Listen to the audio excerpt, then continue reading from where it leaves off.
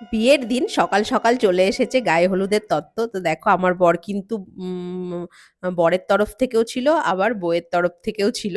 তো এখানে গায়ে হলুদের তত্ত্ব নিয়ে সবাই চলে এসেছে বরের বাড়ি থেকে। আর তার সঙ্গে ছিল জলও।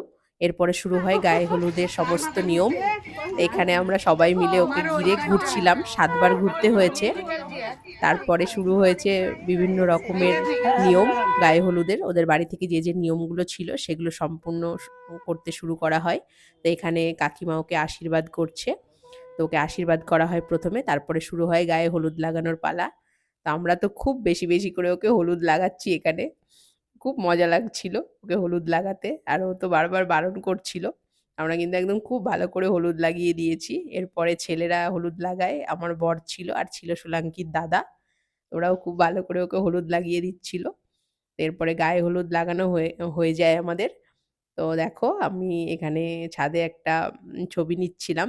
তো তখনই ভিডিওটা শুট করি। তো গায়ে হলুদ শেষ। আমরা যাবো এবার অনুষ্ঠান বাড়ি। এখন দুপুরবেলা আর আমরা এখন বিয়ে বাড়িতে খেতে এসেছি।